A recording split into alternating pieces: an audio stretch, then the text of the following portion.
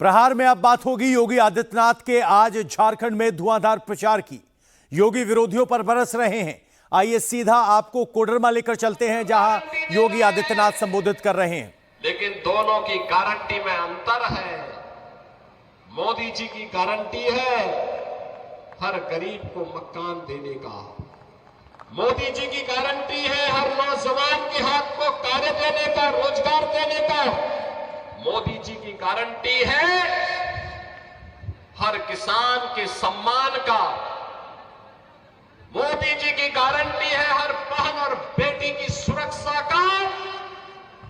और उनके लिए वे योजनाएं जो उनके हित के लिए आगे बढ़ रही है, उन योजनाओं को प्रभावी ढंग से यहां पर लागू करने का जो 5 गारंटी यहां के लिए भारतीय जनता पार्टी ने दी है। लक्ष्मी जोहार योजना, सभी घरों में 500 रुपए में एलपीजी के भरा हुआ सिलेंडर उपलब्ध करवाना और साल में 2 फ्री में सिलेंडर उपलब्ध, भरा हुआ सिलेंडर भी मुफ्त में उपलब्ध करवाना। गोगो दीदी योजना, ये भी भाजपा की गारंटी है, मोदी जी की गारंटी है कि झारखंड की हर महिला के खाते में हर महीने की 11 तारीख को 2100 रुपए, 2100 रुपए तक की वित्तीय सहायता पहुंचा देना।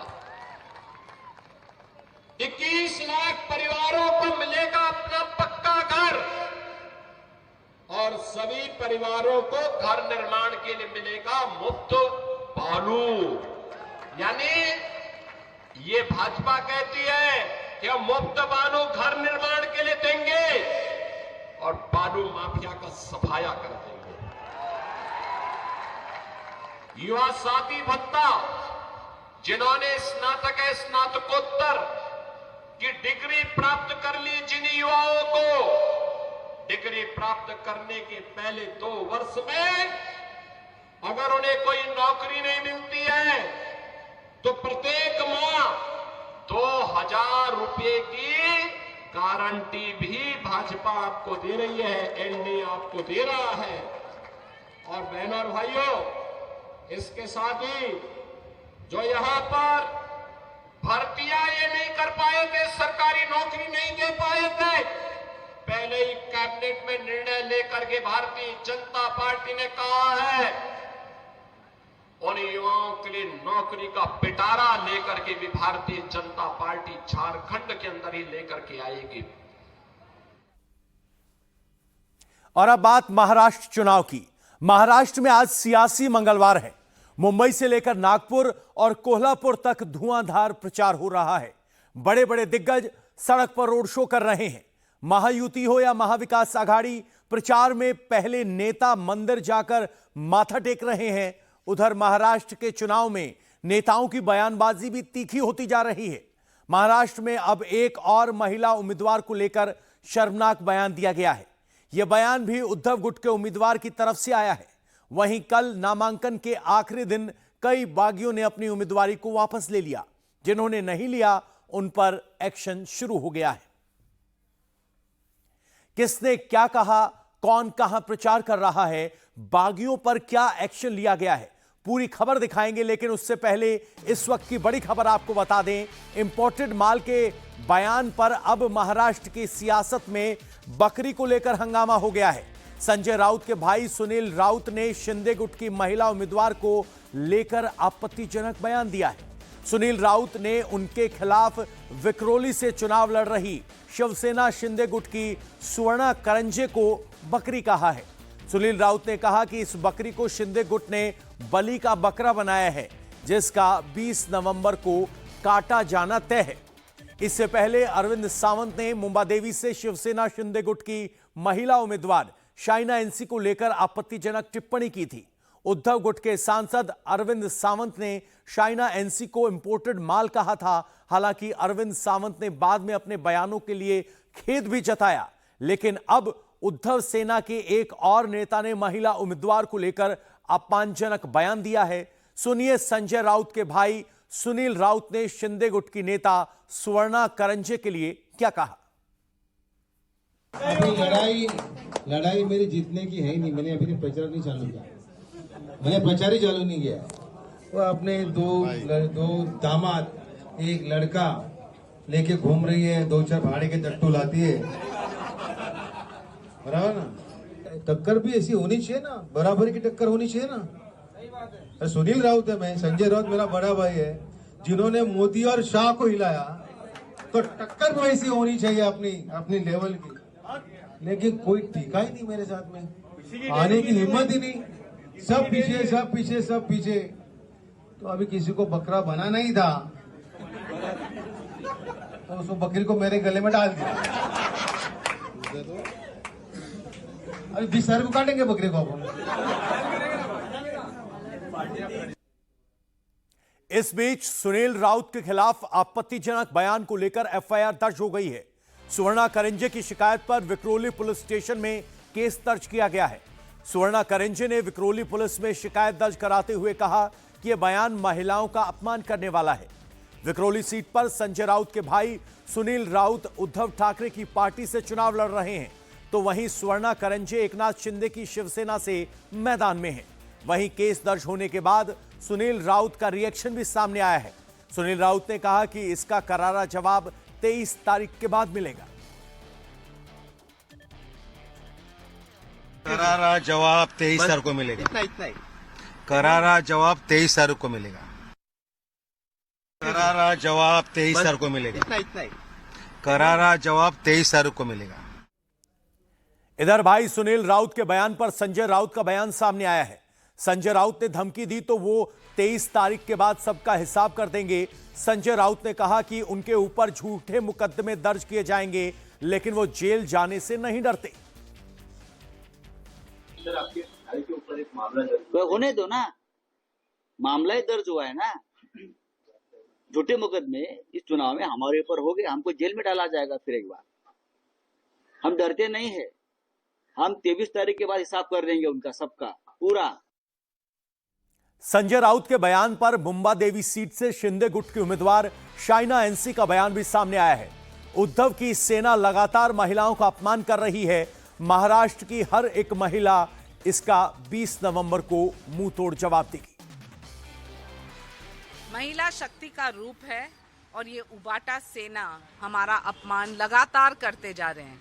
महिला को बकरी बुलाना मुझे लगता है ये ना सिर्फ निंदाजनक है, महाराष्ट्र की हर एक महिला उठ के मुंह तोड़ जवाब देगी। एक तरफ माल, एक तरफ बकरी, कहां से निकल रही है ये मनस्थिति और मानसिकता। और कांग्रेस पार्टी जिनका अलायंस है, कांग्रेस में चुप्पी। एक तरफ प्रियंका गांधी बोलती है लड़की हूँ, लड़ सकती हूँ, कहाँ लड़ रहे हैं, बल्कि आप हमें खत्म करने पे उतरे हैं, लेकिन हम खत्म नहीं होंगे। हम कोई बकरी या माल नहीं है, हम देश की बेटी है, देश की बहन। और यहाँ तक मैं कहूँगी कि मुंबई और महाराष्ट्र मुंह तोड़ जवाब देगी इस महाविनाश आघाड़ी को। मैं धन्यवाद देना चाहती हूँ महाराष्ट्र के हर एक महिला को जिन्होंने इस कैंपेन में हमारा साथ दिया, और माननीय प्रधानमंत्री जिन्होंने संवेदनशीलता के साथ हमें शक्ति दी है। महाराष्ट्र में कल नामांकन वापस लेने की डेडलाइन खत्म हो गई। महायुति और महाविकास अघाड़ी के कई बागियों ने अपनी उम्मीदवारी वापस ले ली, लेकिन कई चुनाव लड़ने पर अभी भी अड़े हैं। किसने कितने बागी अभी भी सिरदर्द बने हुए हैं वो बताएंगे, लेकिन उससे पहले एक बड़ी खबर आपको बता देते हैं। उद्धव ठाकरे ने बागियों पर एक्शन की शुरुआत कर दी है। पार्टी से बगावत करने वाले 5 नेताओं को सस्पेंड कर दिया गया है। उद्धव ठाकरे ने पार्टी विरोधी बयानों और गतिविधियों की वजह से 5 नेताओं को सस्पेंड किया है। जिन 5 बागी नेताओं पर उद्धव ने एक्शन लिया है, उसमें भिवंडी के पूर्व विधायक रुपेश महात्रे भी शामिल हैं। रुपेश महात्रे शिवसेना यूबीटी के भिवंडी लोकसभा क्षेत्र के संपर्क प्रमुख हैं। रुपेश महात्रे ने भिवंडी पूर्व विधानसभा क्षेत्र से निर्दलीय चुनाव लड़ने का फैसला किया है। इसके अलावा विश्वास नांदेकर वाणी विधानसभा के जिला प्रमुख हैं। चंद्रकांत घुगल जरी तालुका प्रमुख हैं। संजय अवारी मारेगांव तालुका प्रमुख हैं। प्रसाद ठाकरे यवतमाल जिले के वाणी तालुका प्रमुख को पार्टी विरोधी गतिविधियों की वजह से सस्पेंड कर दिया गया है। कल महाराष्ट्र में पर्चा वापस लेने का आखिरी दिन था। आखिरी वक्त में महाविकास आघाड़ी और महायुति के 45 बागी उम्मीदवारों के नाम वापस लिए गए। बड़े बड़े नेताओं के दखल के बाद बागी मान गए। बीजेपी और कांग्रेस के 10-10, एकनाथ शिंदे की शिवसेना के 8 और अजित पवार की एनसीपी के 6 उम्मीदवारों ने नाम वापस लिए। उद्धव ठाकरे की शिवसेना के 7 और शरद पवार के गुट के 4 बागी उम्मीदवार भी मैदान से हट गए। शिंदे गुट की शिवसेना ने अणुशक्ति नगर से सना मलिक के खिलाफ अपने उम्मीदवार अविनाश राणे को वापस ले लिया है। डिंडोरी में नरहरी जिरवाल के खिलाफ शिवसेना ने धनराज महाले को भी मैदान से हटा लिया है। उदगीर में पाथरी और वसमंत में भी शिवसेना उम्मीदवारों ने अपना पर्चा वापस ले लिया है, लेकिन अजित की एनसीपी के उम्मीदवारों को समर्थन दिया है। हालांकि महायुति में अब ऐसी 8 सीटें हैं जहां अजित पवार की पार्टी के उम्मीदवारों के सामने बीजेपी या शिवसेना के उम्मीदवार चुनाव लड़ रहे हैं। इसमें नवाब मलिक की सीट भी शामिल है। इसी तरह महाविकास आघाड़ी में 14 ऐसी सीटें हैं जहां आघाड़ी के उम्मीदवार आमने सामने हैं। महाविकास आघाड़ी के नेता समाजवादी पार्टी को भी मनाने में कामयाब नहीं हो पाए। महाराष्ट्र की 8 सीटों पर समाजवादी पार्टी के उम्मीदवार मैदान में हैं। इनमें से 6 सीट ऐसी हैं जिनमें मुकाबला महाविकास आघाड़ी के उम्मीदवार से है। अबू आजमी ने कहा कि उनकी पार्टी भी महाविकास आघाड़ी का हिस्सा है, लेकिन Bhiwandi east, Malegaon central, Dhulia central, अरांडा, Tuljapur, Mankhurd, Shivajinagar, Bhiwandi west, Aurangabad east seat पर समाजवादी पार्टी पूरी ताकत के साथ चुनाव लड़ेगी। विकास आघाड़ी के साथ आप लड़ रहे हैं। आपने 5 उम्मीदवार घोषित किए थे 5 सीटों पर। क्या स्थिति है, कितनी जगहों पर आप लड़ रहे हैं? मैं 8 जगहों पर लड़ रहा हूँ। मैंने मैंने 12 सीटें मांगी थी, परंतु महाविकास आघाड़ी ने हमें सिर्फ 2 सीटें छोड़ी। वो भी आज वहाँ पे एक और किसी आज़ाद उम्मीदवार को वो शायद समर्थन करने वाले हैं मेरी सीट के ऊपर। और हम समझते हैं कि 2 सीटें हमारी महाविकास आघाड़ी ने छोड़ने के बाद भी 1 सीट उन्होंने ले लिया है। अब हम टोटल 8 सीटें लड़ रहे हैं। मालेगांव छोड़ दो, आप धुलिया छोड़ दो, आप मतलब सिर्फ 2 सीट पर लड़ो, ऐसा कैसे हो सकता है? 2 सीट पर लड़ने के लिए पार्टी बनी है क्या? 2 सीट पर तो हम सीटिंग पहले से हैं, सिर्फ 2 ही सीट समर्थन करेगा और बाकी सीटें छोड़ दो आप। ये तो हमारे साथ खुला अन्याय है। फिर भी हम महाविकास तो आपको सिर्फ एक ही सीट पर सपोर्ट करे, वो भिवंडी रही सीट। फिर भी हम जो है ना हम लड़ेंगे, इलेक्शन जो होगा देखा जाएगा। कुल मिलाकर आप 8 सीटों पर लड़ रहे हैं जी। तो वहाँ पर कांग्रेस के उम्मीदवार ही आपके सामने होंगे, कांग्रेस और महाविकास आघाड़ी। अब जिसकी भी होगी क्या करेंगे? पार्टी बंद तो नहीं कर सकते ना। हम भी एक घटक हैं, पार्टी चलाते हैं, और हमारे साथ इस तरह अन्याय करेंगे तो क्या होगा? अखिलेश जी आए थे और उन्होंने आप भरोसा दिया था कि हम बात करेंगे, कांग्रेस से भी बात करेंगे। क्या बात नहीं बन पाई? नहीं सुना उन लोगों ने। अखिलेश जी ने कई बार बात किया, लोगों ने सुना नहीं। जहाँ जहाँ हम नहीं लड़ रहे हैं ना, उन जगहों पे हम महाविकास आघाड़ी को सपोर्ट करेंगे, और हम नहीं चाहते महाविकास आघाड़ी का नुकसान हो। लेकिन जो सीटों पे हम लड़ रहे हैं, अगर महाविकास आघाड़ी में सपोर्ट नहीं करी तो भी समाजवादी पार्टी वहाँ लड़ेगी। जो भी होगा लड़ेंगे। इलेक्शन पार्टी चला रहे हैं, पार्टी बंद थोड़ी करना है। सबसे ज्यादा चर्चा बोरीवली सीट से बीजेपी के बागी उम्मीदवार और पूर्व सांसद गोपाल शेट्टी के नॉमिनेशन को लेकर है। गोपाल शेट्टी से पीयूष गोयल और विनोद तावड़े ने बात की। इसके बाद गोपाल शेट्टी ने पीयूष गोयल के साथ जाकर पर्चा वापस ले लिया। मतभेद कभी था ही नहीं। एक मुद्दे को लेकर जो भी बातें चली उसको हमने चलाया, और मुझे लगता है कि सही जगह पर वो पहुंच गया है।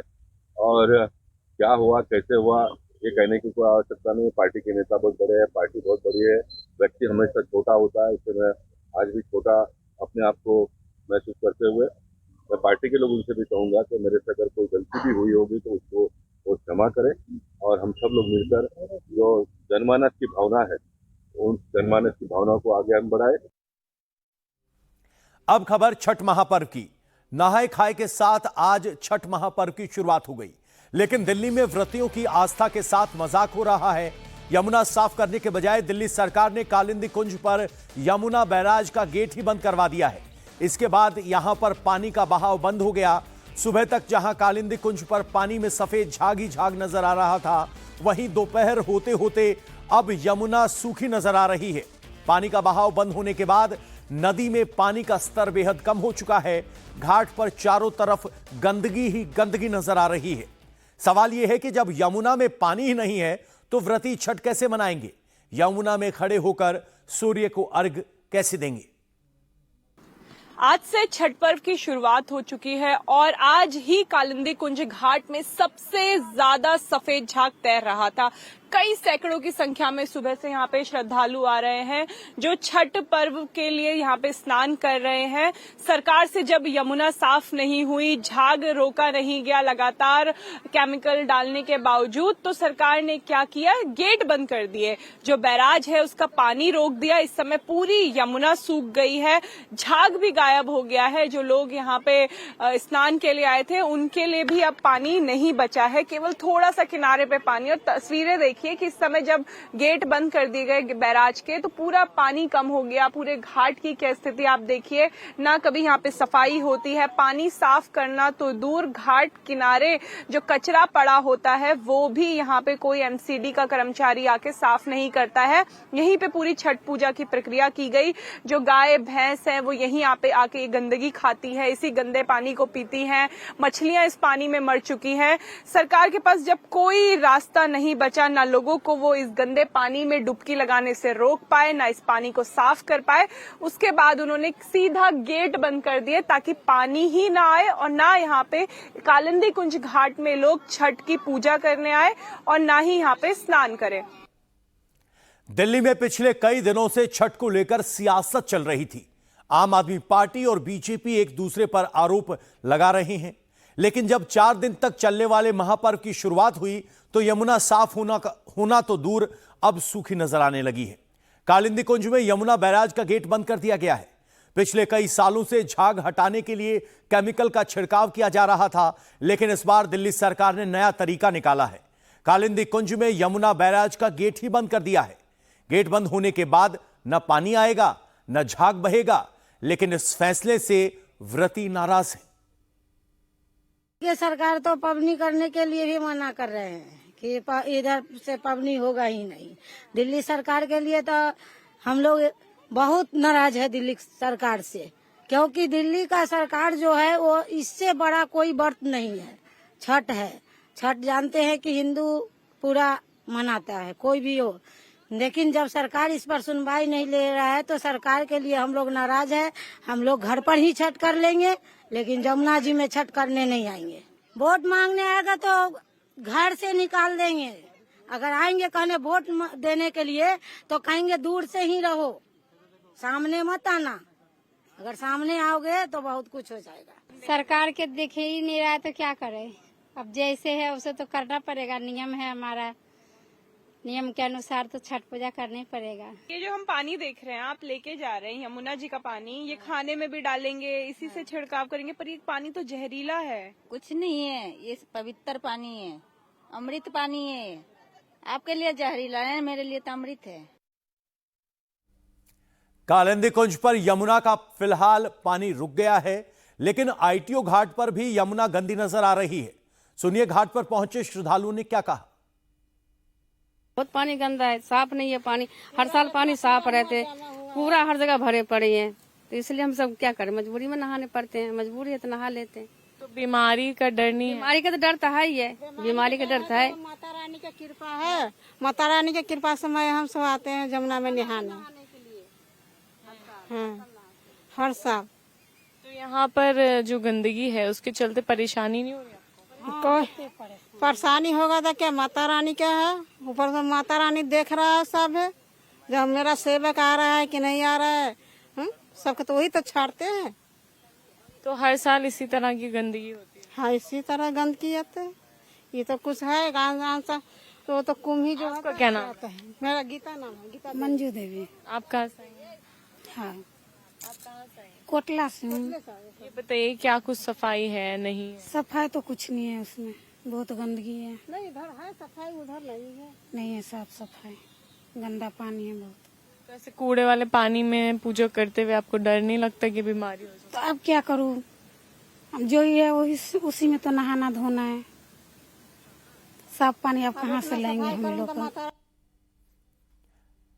कालिंदी कुंज में पानी के बहाव को फिलहाल रोका जा चुका है, लेकिन दिल्ली के मंत्री गोपाल राय ने कहा कि कालिंदी कुंज में यमुना नदी की सफाई का काम जारी है। गोपाल राय ने आरोप लगाया कि यमुना में यूपी से गंदा पानी छोड़ा जा रहा है। गोपाल राय ने कहा कि केवल कालिंदी कुंज ही नहीं, दिल्ली में 1000 जगहों पर धूमधाम से छठ मनाने की तैयारी की जा रही है।